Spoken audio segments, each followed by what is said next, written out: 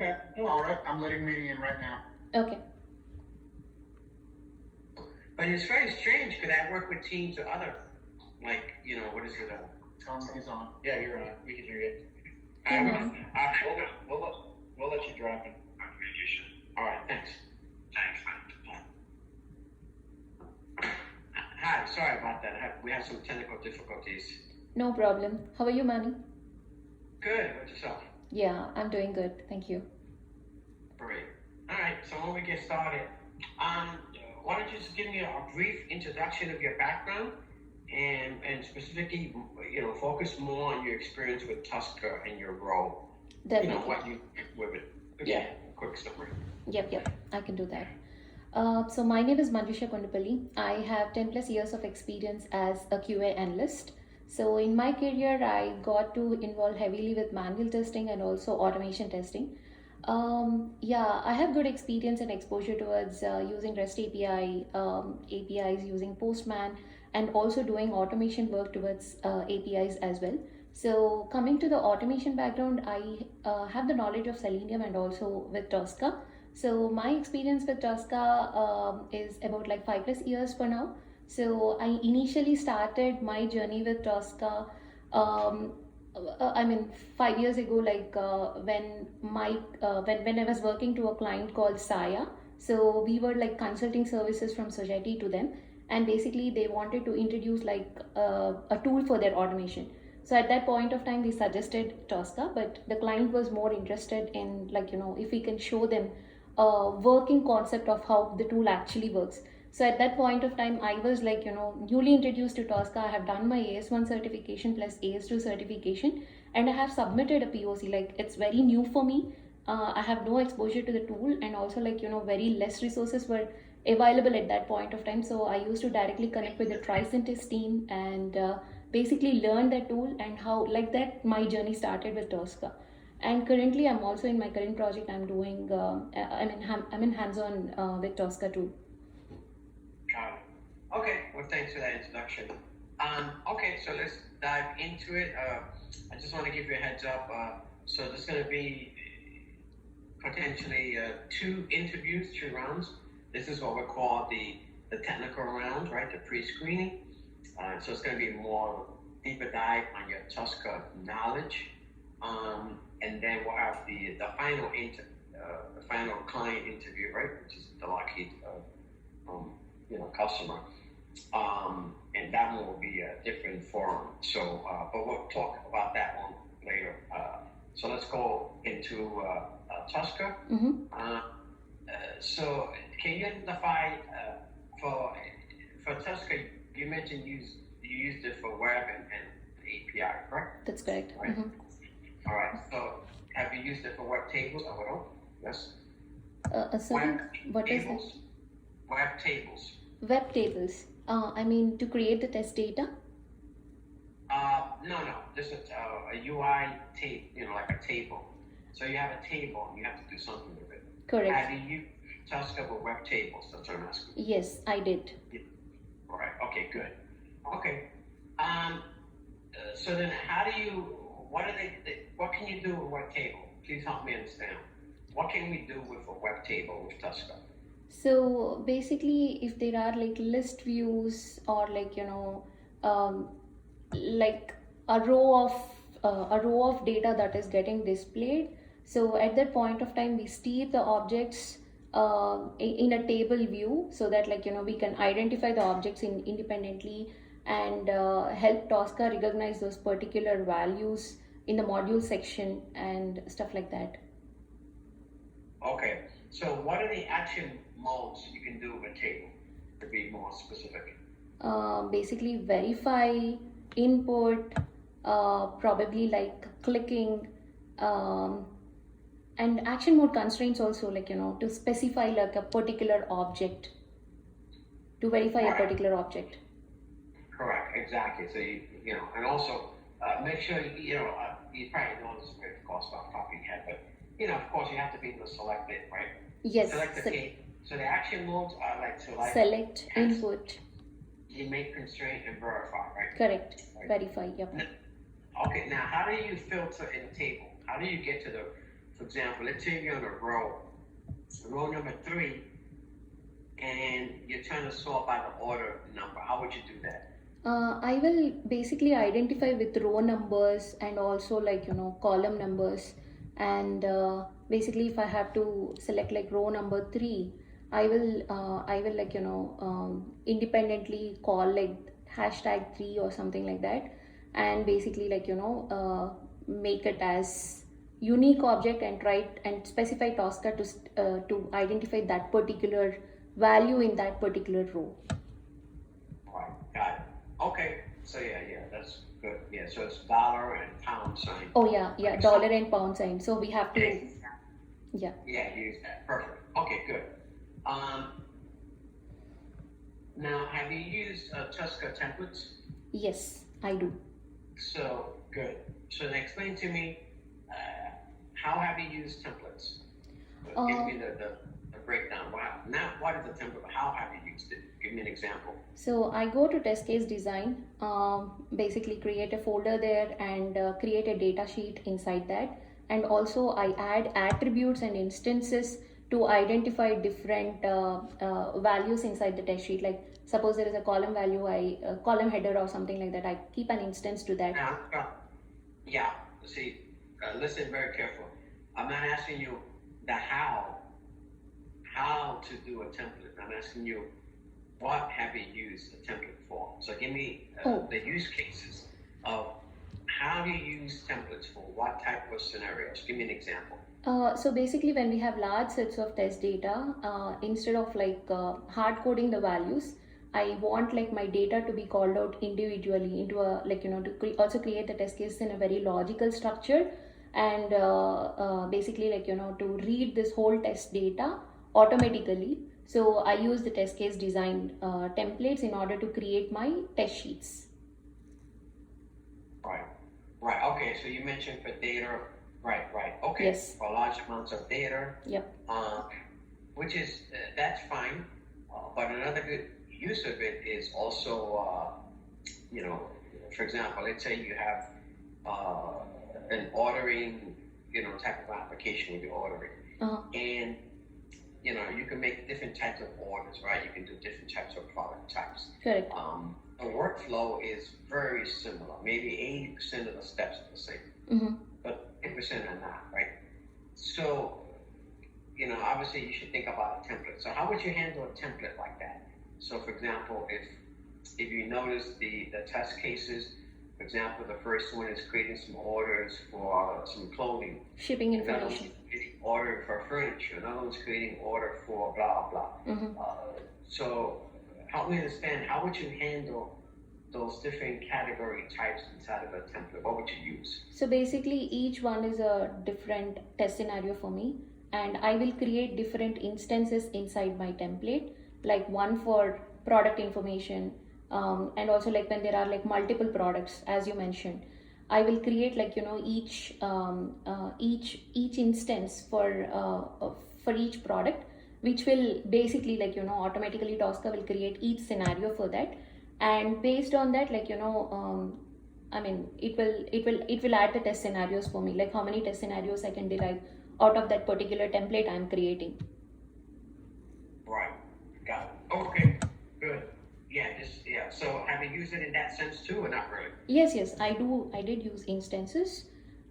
Sorry. No, sorry. Not instance. You have to use instances, of course, right? Yeah. No, I'm saying in the scenario I just gave, have you done similar or not really? You haven't done those types of templates? Yes, I have done similar templates. So in my, like I can explain my use case. So basically in NS, like, we deal with different customers where they order, like, they have to transfer the goods from one place to another. So these customers, they come in initially and they keep requests for those rail cars. So let's say like, GE customer like wants like, 100 rail cars to transport goods from one place to another. And also in the middle of the place, like he wants to add like, some more extra rail cars.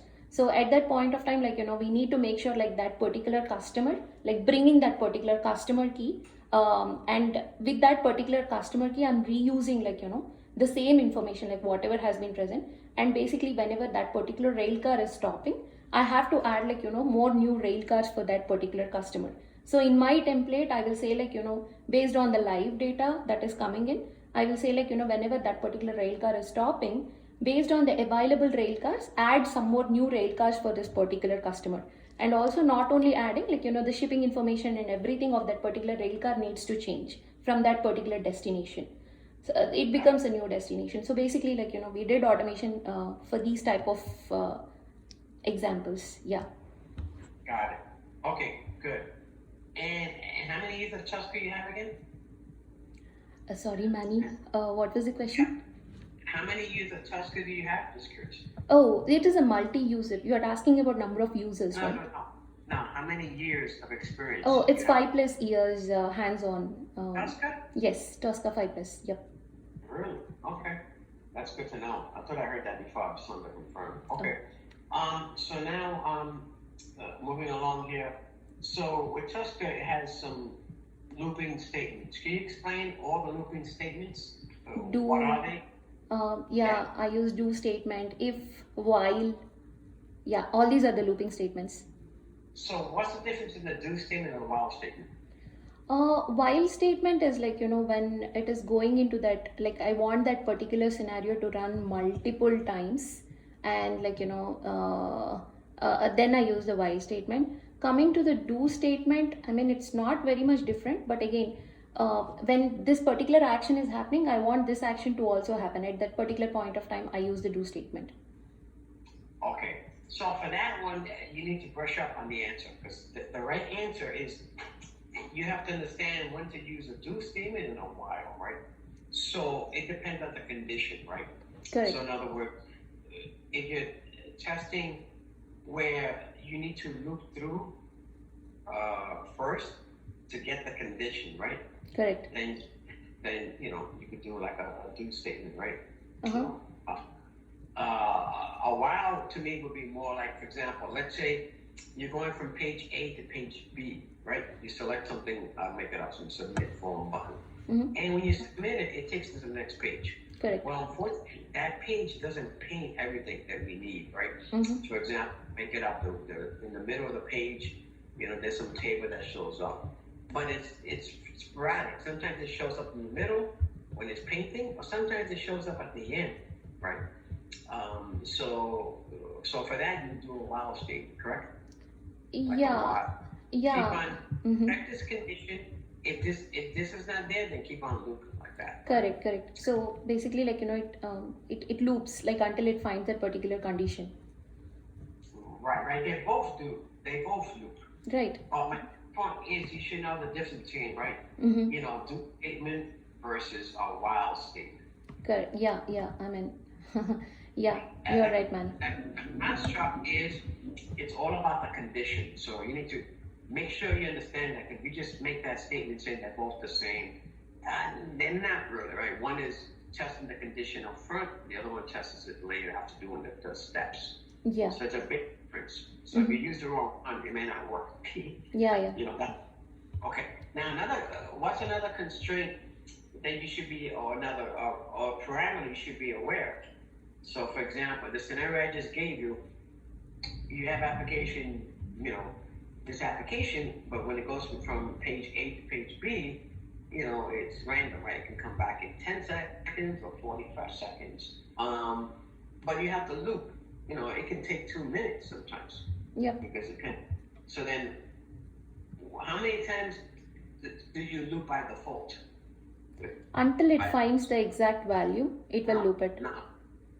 No, I'm saying the question is, by default, what is the maximum looping parameter set to by default out of the box? Do you know? I think we can set it to n, right? Right, but I'm saying, what is the default setting? You don't know what it is? No. Default setting. No. So in other words, how many times can you loop if you don't give it enough? If you don't change that parameter? I can loop it from 1 to n. Right, but no, I'm saying, okay, if you do a looping mechanism and it's going to take, I'll make it up, more than 100 times. If you don't change the setting, guess what? It's only going to loop for 30 times. Mm-hmm. If you didn't know, Tusker by default has a default setting of 30 repetitions only. Oh yeah, 30 repetitions. Yes, that's the default setting. That's Correct. it. Mm-hmm. That's what I was asking you. Oh, okay. Yeah, I was So, thinking like, I mean, if I set that particular value to n, I mean, it will until it will find that particular condition, it keeps on looping, right? So that was what I was trying to say. right, but if that setting is 30, is it gonna loop endlessly? No, I mean, I'll change the setting is what I am trying to mention here. Got it. You have to change the setting. Correct. Exactly. That's right. That's I'll change the setting. Because until and unless that particular condition is found, I don't want my loop to stop. So that's the reason I'll change the setting from from 30 iterations to like, n iterations. Right. Exactly. So just make sure you should know that off the top of your head, because you should always change that, right? Because Yeah. by default, it's always going to be 30. Uh-huh. And like the scenario I just gave you, it takes more than a minute. Of course, it's going to loop more than 30 times, right? Correct. So then, but what happens is it will get out of that and fail, right? Prematurely, right? Mm-hmm. Okay, so make sure you right, and also brush up on the difference between a do statement and a while statement, Sure, Manny. right? Okay, let's move on here. And for the templates, what type of methods have you used? Different types of, for templates, right? You can have, for example, I'll let you know, like linear expansion, ordinal, blah, blah. Which ones have you used? I use linear expansion only most of the time, Manny. Okay. Yeah, you may want to look into others that you might be able to use, so make sure you understand those, okay? Okay, all right, Manny. I'll take a note of it. Not just linear expansion. All right, so make sure you take those. Yeah. You work on that, because you should be able to do more than just linear expansion. Okay. Okay. All right. Okay, so let me give you this question. So how do you pass dynamic technical properties during runtime into a step name? Basically, I use it as data service. No, that's different. No, that's different. I'm saying, so listen to the question. Mm-hmm. It's nothing about data. The question is, how do you pass dynamic technical properties during runtime into a test step, name? Into a test step name. So what does that mean? You have a module, right? Mm-hmm. And let me give you the actual use case, right? Okay. So if you have an application and you're trying to capture the value, right? Mm-hmm. One of the attribute values, right? But unfortunately, you're not going to know until you execute, right? For example, make it an order number, right? Yep. When you create an order, it's going to dynamically create an order number, right? Mm-hmm. That's patient, for example. Yep. But anyway, in order to get that value in Tuska, because the technical property changes so much, right? Mm-hmm. Mm-hmm. That it can't be static. So dynamically, it has to automatically capture that new property. So how do you get that during runtime? If you don't know, I'll tell you. I mean, I can use parameterization. I mean, I will design my test case in such a way that once order number in my previous test case, order number will generate. I'll parameterize this order number like B order number or something like that in my next step to basically copy that particular order number that has been created in the previous step and utilize this in this particular step. Right. Okay. Well, that's it. That's for a simple solution. Yep. That it works for a simple solution. But this is not a simple solution. What I'm saying is, if you just parameterize that buffer and give it, a couple of attributes, you do an anchor, let's say, right? Correct. But it doesn't. It works right now for today. Mm-hmm. Now tomorrow, the same thing runs. You cannot use that same anchor for whatever reason. It just doesn't work. So Okay. you have to get the values during runtime. Okay. The only way that will work is during runtime. Those dynamic values get created, and now you can reference them. So if you don't know how to do that, I'll tell you. Yeah, yes, please, you can tell me. I never did that because for me, Yeah, it's a technique. Mhm. Okay, the way you handle that, because it happens with applications, right? That you cannot, you think, I can't find the property. It only works for today. That's it, right? yeah, Well, the solution is you during runtime, what you do is you go into the value, into the module, and you create what we call an explicit name, right? mm-hmm. For that module by using that parameter called explicit name, Okay, right? You then during runtime now you create a buffer to reference that. mm-hmm. So what happens then? The module will automatically provide the technical properties during runtime Okay, and pass it to the buffer. But the key to do that is you must use explicit name. Why? Because in a test type value, you cannot change the name, right? I don't know if you know that by default. You can't do that, right? mm-hmm. Yeah, The only way you can change the name for a test case, would be if you set the module condition, the parameter to explicit name. mm-hmm.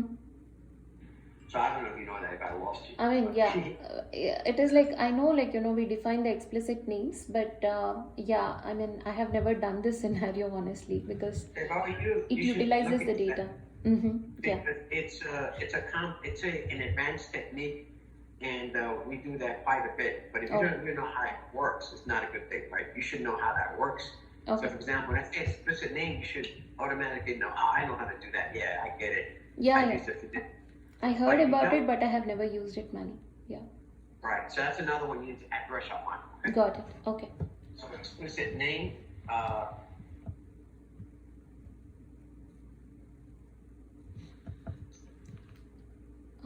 Manny, did I lose you? Can you hear me? Oh no. Okay. No, sorry, I'm looking at the question. All right, now explain to me some of the Tusker features you use beyond just the basic modules for steering, right? Mhm. For your web application.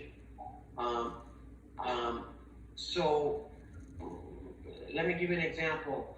You have a page, and on the bottom of the page you have a drop-down Okay. list. So now you try to get that value, but for whatever reason, it just doesn't work. Meaning you can get the technical property for it, and it runs right in the scratchbook for you. Mm-hmm. But then run it after that, it's not running for you. Okay. It's not working. Okay. So you keep on getting like a unknown property error message, right? Mm-hmm. Mm-hmm.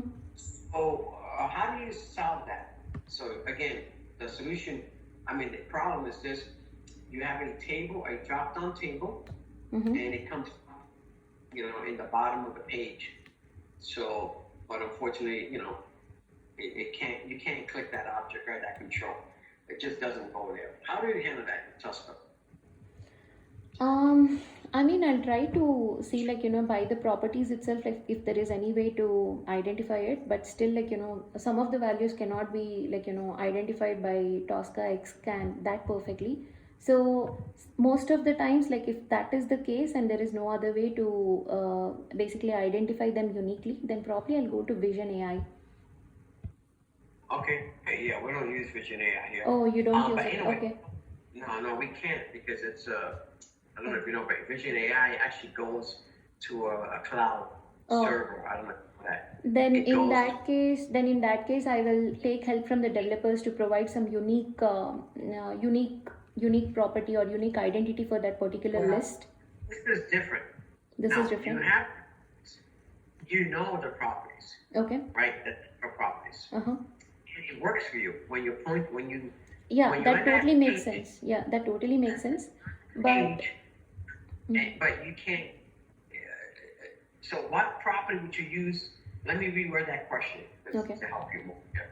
So, if you have a field, a text box, I don't care, whatever, drop down list, whatever it is, and it's the bottom of the page, how do you make sure you can always go there? What feature do you use in Tusker to make sure you can get to that attribute? Do you know? If you don't know, that's another area you need to focus on.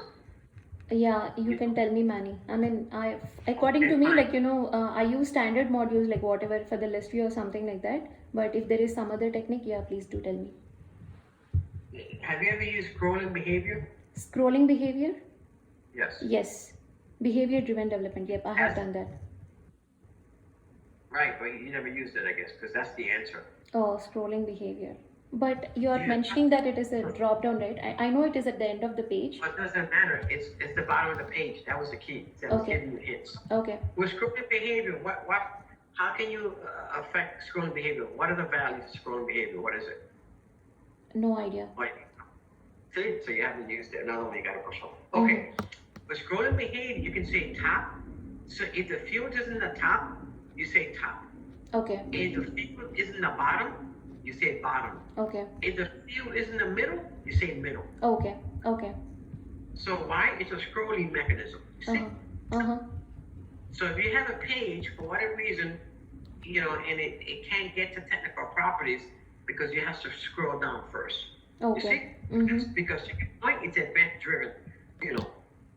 Until you scroll, that internal property is not going to be triggered internally Okay. until you scroll the application. Okay. So that's why Tusk has this feature called, scrolling behavior. Okay. And the values are like top, bottom, center, like that. I'm just taking a note of this. Take a note of everything. Because you're gonna need to take a note, write the note too of the while versus do, right? Take a note of the explicit name. And for the while and do, give an example of each. Like, Okay. why did you create a while for this scenario, this use case? Why did you create a do statement for this use case? Understand that. Okay. Make sure you brush up on that. Yeah, definitely, Manny. And make sure, for looping statements by default, there's a parameter called maximum repetitions. Yes, maximum repetitions. I know this. Yep. You know that already. And you better make sure that you always, change that right beforehand. Yeah. Yeah. Right? Yeah. And for the templates, remember I mentioned, write that down for the templates. Linear expansion. That's all you use. Yes. But you need to. Other type of expansions. All right. Now, have you used classes for templates? Yes or no? Yes, I did use classes for templates. So same thing. Give me an example of that. Okay, not now, but we're gonna meet again. Oh, definitely, definitely, Manny. I'll give you an example. So let's move on. I don't have another interview, but there's one more question I have for you. Hold on, let me see something.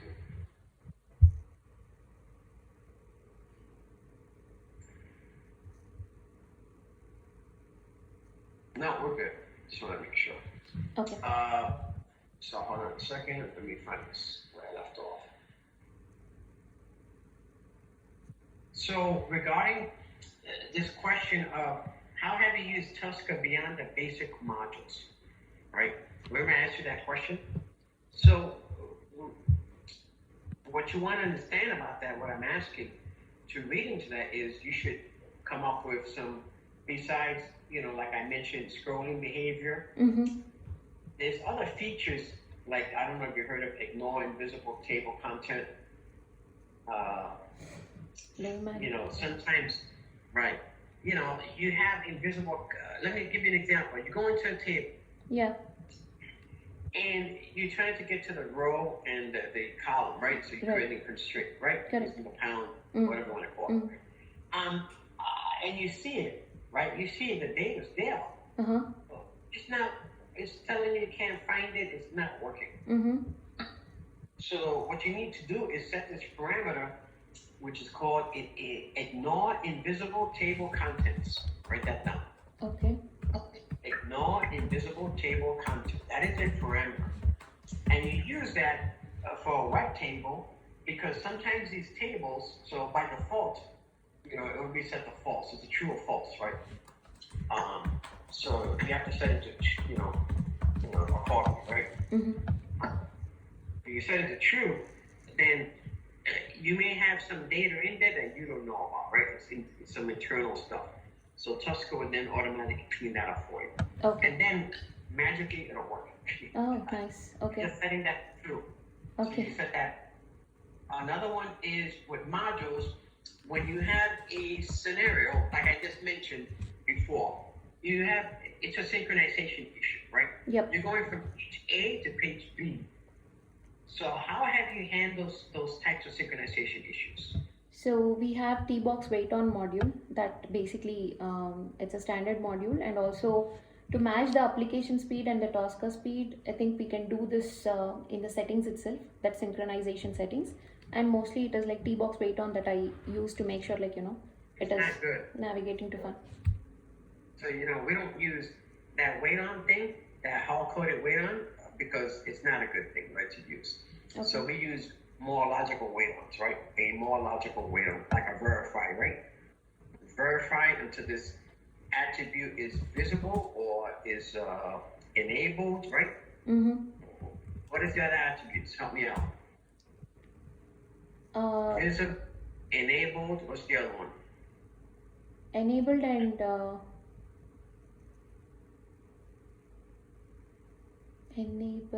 enabled equal to true. No. Besides, okay, in general, when you have, you should know this too, so you have to brush up on that too. Which is, you should know when you have a property, right? Mm-hmm. Property is enabled, Visible. what's the other one? We can identify basically like with HTML, inner text, and all these stuff, right?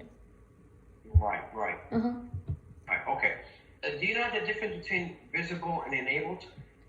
Yes, unless and until Tosca is able to see it, it will not it will not verify it. Visible and what was the enabled, right? So that particular field needs to be enabled in order for the Tosca to continue to the next step. Right.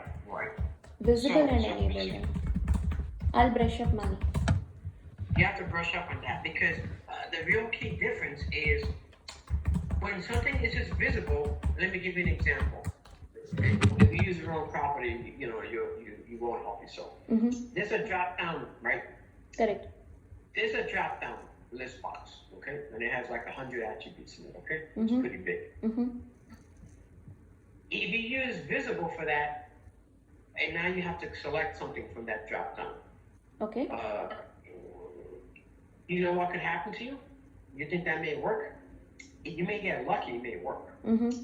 Because that control may take some time, right? Mm-hmm. To finish getting all the other values, right? Because it has like 100 attributes, right? Right. It's a big drop down list box. Okay. So what happens in your Tusker script?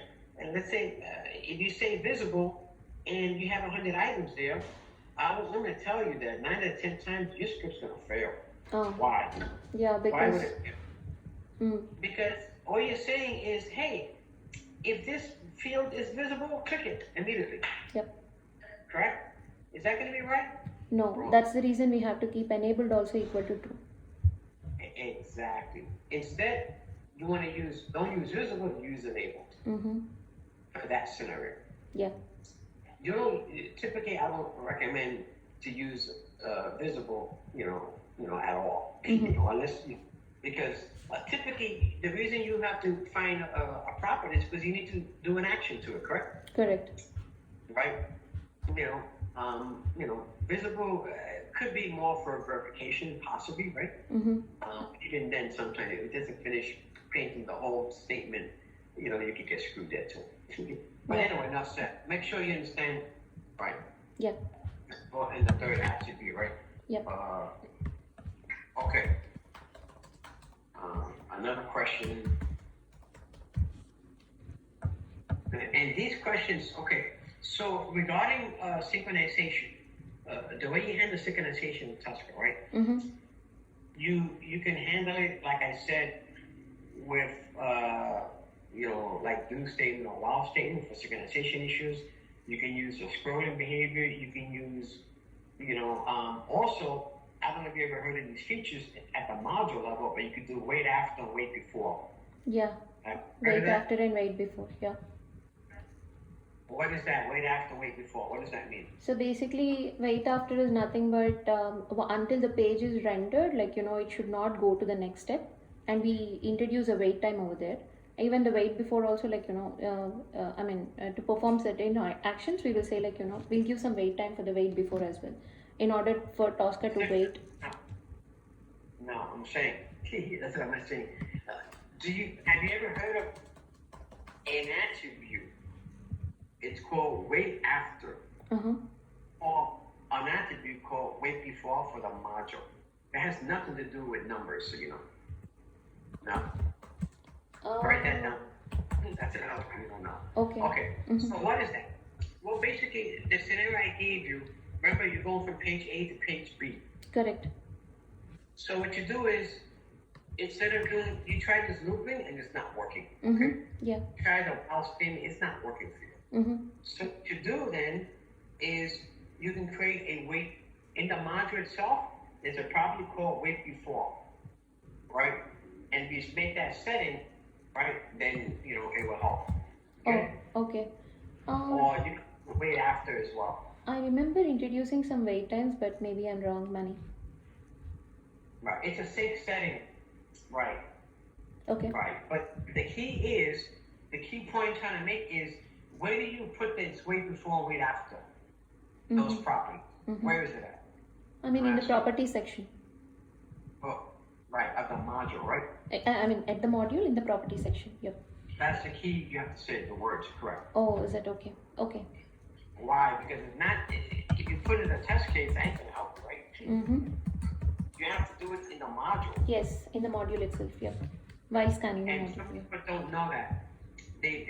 Most average Tusker people don't even know that feature exists. Got it. Yeah. That's a good feature. So you have, again, it's a setting in the module. Yep. It's called. You can use either wait after, wait before, depending, your use case, right? Okay. Yeah. All right. And have you used send keys? Yes. Send keys. T-box send keys. You're talking about. Correct. Yes. All right. And under what condition have you used send keys? Why have you used send keys? Basically, like to click minimum operations, right? To click and to enter and all this stuff. So I have used the send keys. Right. But typically, the reason you do send keys is because something, for example, there's a text box, right? Correct. And I'm feeding in some values, right? Well, for whatever, it's not working, right? It's not taking the input value at all. Yeah. Right? So then I have to force it, correct? How do I force the data? By doing the same key to it. Yeah. Yeah. So that's the answer I'm looking for. Okay. You shouldn't know, why are you using same keys? Don't, right? And typically, the reason you use same keys is because you cannot use the default, input box, right? I mean, input text. Yeah, it's not working. So send keys is like stuffs it down your throats, right? Yeah. Another use case for send keys would be, depending upon I don't know if you use, Tusker for mainframe or Tusker for another type of application, but you tend to use send keys because we use regular input, it's not going to work. The data, you just put it, for example, the value is 100, right? Yeah. It's not going to work. You have to say send keys 100 and then it works. Okay. Okay. All right. Let's talk about TDS because you mentioned that TDS. So what are the modules names that you use? What are the module names? Do you know? Yes.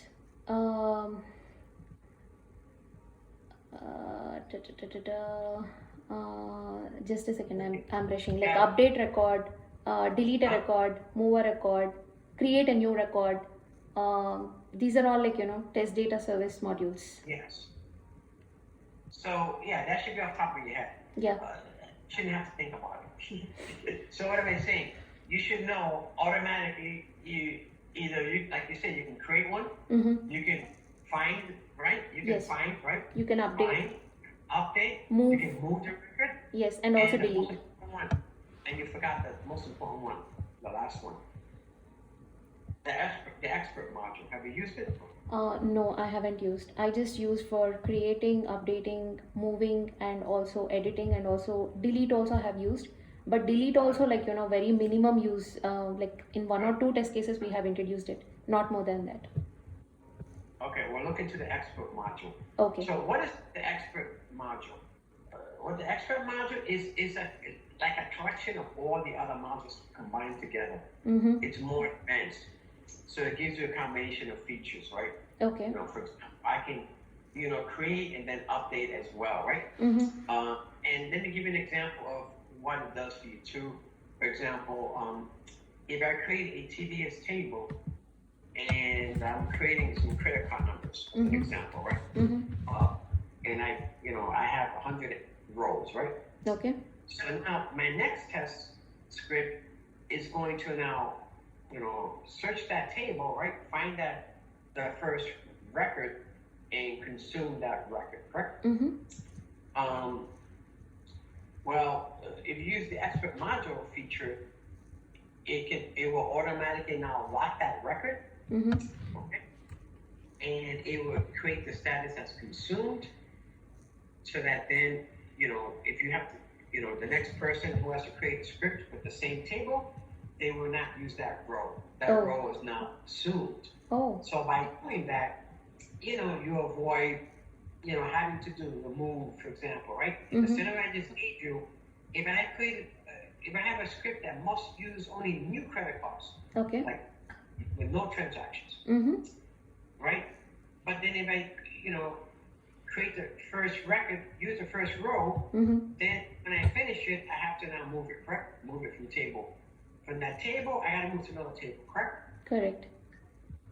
Well, by using the expert, you don't have to do that. Mm-hmm. Instead, it will automatically create a status for that, and it'll be considered like consumed, Mm-hmm. and then you don't have to worry about that. It will auto take care. It has a lot of other little things for you. It's pretty good. So make sure you can give some good examples. And do you guys use Dex? Yes, I do. Have you done any configuration with test events? I haven't done any configurations on it. I know all of it is run on the Dex servers, basically for the distributed execution. And I think they have integrated as well, with the CI/CD. Nothing more than that. I personally did not use. Did not set up anything. That's okay. So, that's nothing anyway. It's very simple. All you put is the virtual, let's say it's a VM machine name, you just put the name of the machine, the configuration parameter, and that's it. Yeah, but once it is set up, I have logged into the remote server for wherever that particular, wherever the Dex is running. I have logged into the remote server and also did some dry runs to make sure it is working as expected. Right. Okay. So now, you mentioned about CI/CD, but you haven't done anything with it, right? So you haven't done. What do they use there? They use Jenkins. What do they use? Basically, right now we are using Qtest. So everything is integrated within Qtest, and we do have scheduled runs that run every day. And based on the scheduled runs, we make sure we verify the logs, and based on the logs, if any errors have been filed, the rest of the process, like logging the Jira tickets and so on. No, I get it, but that's not CI/CD, right? No, that's just using Qtest as your execution schedule. That's all that is, right?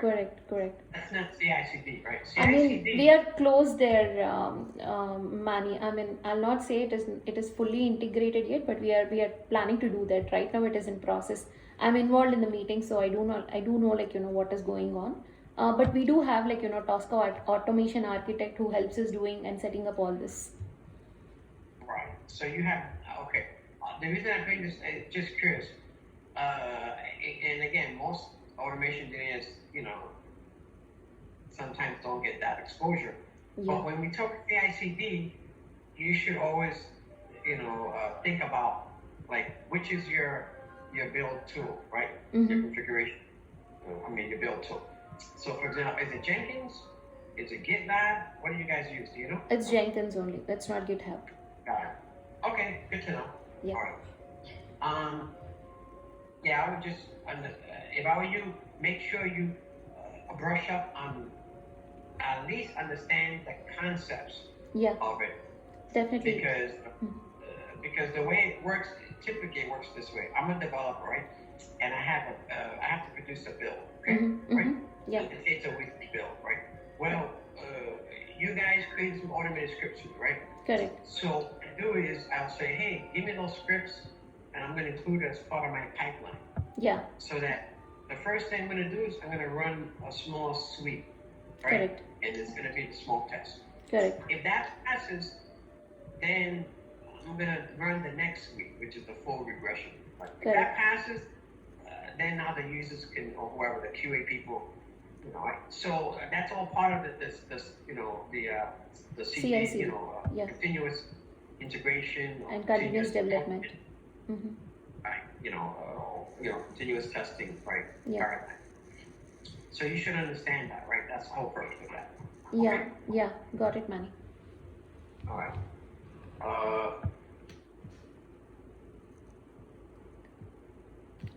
Okay, hold on, let me see.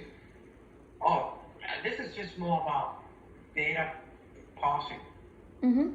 So what features have you used of Tusker to parse and verify a large string of data? And let me give you an example. You go to a page and you submit the form, the final order, right? Mm-hmm. Sorry, that noise. Somebody, my neighbor's doing some, you know, like some construction. I guess I hear some hammering. I don't really hear that. Anyway, regarding, you have 100 characters. That it's like a huge string of data. Yeah. And in that huge string of characters, right? You have the order number, you have the customer name, and then you have the transaction date. Okay? Mm-hmm. And you cannot use a simple X buffer. Mm-hmm. You know X buffer, yes? Yes, I hope. yes. Baby, like, you know, set buffers to store the values dynamically. No, correct, X buffer. Yeah. X buffer is used that way. To handle dynamic, right. I say to handle simple dynamic, a simple dynamic, string. Mm-hmm. You can use X buffer. But for complex, let me give you an example. You have 100 characters, and you need to take the data out of there, and the next script, you need to put in the date of that transaction, but instead of it being the month, date, it's going to be the opposite. It's going to be year, right? As an example. And then the customer name, it was in caps. Well, instead, the next application doesn't like caps. So you now need to take those characters and you make them lowercase. What features of Tusker would you use to parse that data? Give me some keywords of Tusker. Do you know? No, Manny. I mean, I No? have never done this complex type of testing, like replacing the data. This is all like Oh. sensitive data, right? I am not sure, like, you know, with automation, like, You've been lucky. Yeah, you've been very lucky. Because in all my projects, I've always had to do that. So, okay. the answer is Tusker has, built-in an API Mm-hmm. that connects to Excel. Oh, Okay. okay. So you can use the have you heard of the Excel calc? Yeah. Calc, Excel calculator. Yeah. Uh-huh. calc, right? You can use calc. You can use trim. You can use lower. You can use upper, like that. You can also use dynamic date expressions, Okay. which means you can change the date formats, right? Correct. So brush And up on also that. like some string operations as well, right? Well, the string operations are not that good. No. Oh, is In it? fact, Okay. I heard Tusker 16, they removed them. I thought they archived them. Mm-hmm. But anyway, the answer we're looking for is, you would use the built-in, calc. You can say trim, lower, upper, right? Those types of functions, right? Mm-hmm. That are Excel. Yeah. Right. Now, in order for for that to work, you have to have Excel installed on that machine, so you Mhm. know. Yeah. Because if think about it, you call it an Excel function, but Excel's not there, it's not gonna work, right? Yeah. Obviously. Yeah, man. Obviously, right? So make sure, this will work only if you have Excel on the machine. Mm-hmm. But it's a good technique to use for sure. Yeah. Okay. So now, for me, I think you have enough basic skills, Okay. but the key word is basic, right? Yeah. You need to, improve on all those areas I mentioned, Okay. because those areas to us are considered basic. Okay. For you, they may be advanced, but for us, those are basic. Right? Okay. So I would say brush up on all that. Mm-hmm. And then in 1 week, I'll give you 1 week. Okay. In 1 week, we're gonna have a follow-up interview with you, and then Okay. I'll see how you do. Definitely, Manny.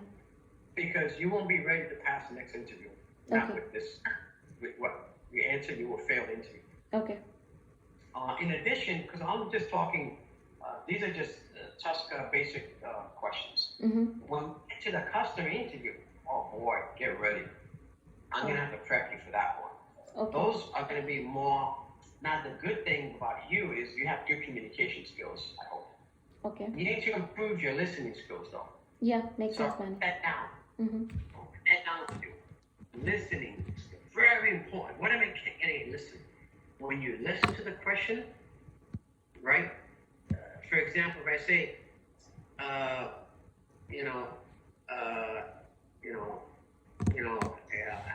do you cook that steak on a barbecue grill? Mm-hmm.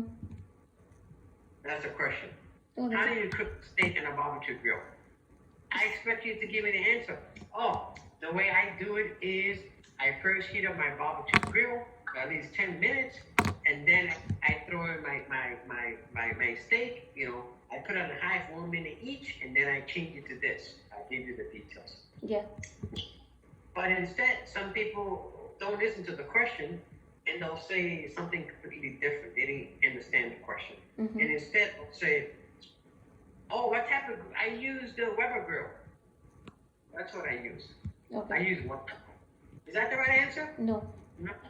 I didn't ask what type of, oh, I used a gas grill. Wrong answer, right? Yeah, wrong answer. So unfortunately, that's what you're doing. When I'm asking you questions, I'm giving you an analogy. That's what I'm asking you something, but you're not answering directly. You're saying, so I need for you to make sure if you don't understand the question, ask them to repeat it. Okay.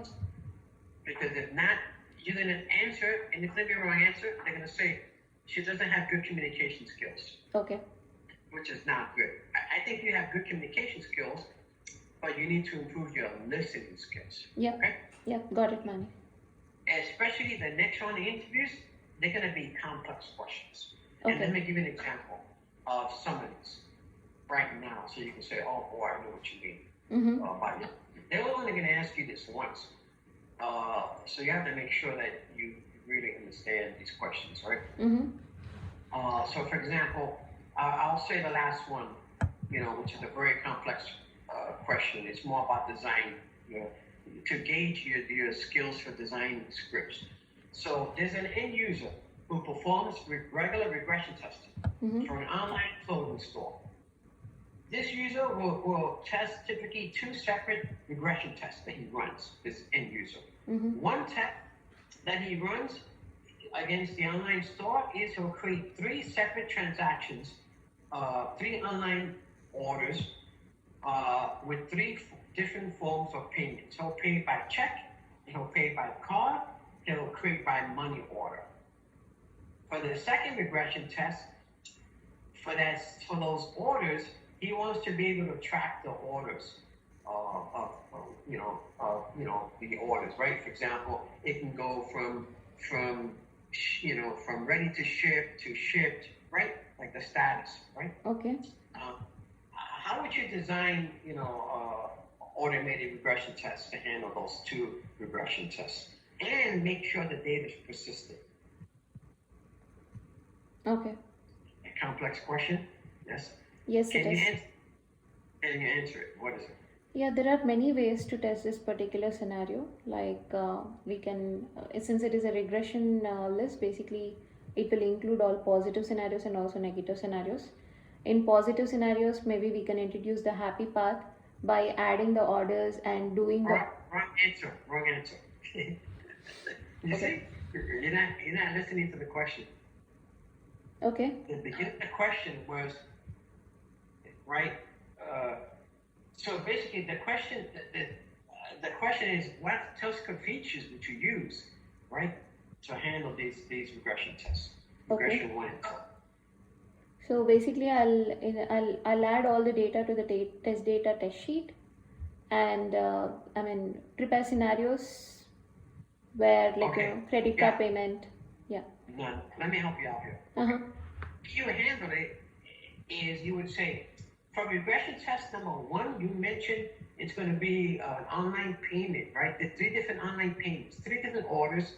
So what I'll do is I'm going to create a template for that, Yep. right? And in addition, I'm probably going to create some RTBs, right? Mm-hmm. And for data, because I want to capture the order number, right? For example, to use for the next regression test, right? To track the status of the shipping. Mm-hmm. I'm going to put the data in TDS, so this way, all the agent machines and decks can get it. Yeah. And also I'm going to use, standard buffers, and I'm going to probably have some looping mechanism in there, so I can loop through the status, right? For example, the beginning, for the second scenario, I have to find out the different statuses, right? For example, it goes from ready to shipping to, it was delivered. Yeah. Did you loop, correct? Right. So that expected answer, you see? Okay. So I'm gonna prep you to help you because there's more complex questions, but I'm late for my next interview. Okay. But I think we'll have a few prep sessions, but focus on this for 1 week, and then we'll see how you do by next week. Okay. All right, Mani. Mm-hmm. Thank you. Yeah. Thanks a lot, Mani. No problem. And how do you pronounce your name? It's Manjusha. Yeah, that's right. All right. Thank you. Have a good one. Yeah, you too. Take care, Mani. Bye. Nice talking to you. Take care. Bye. Rambabu ఏంటిది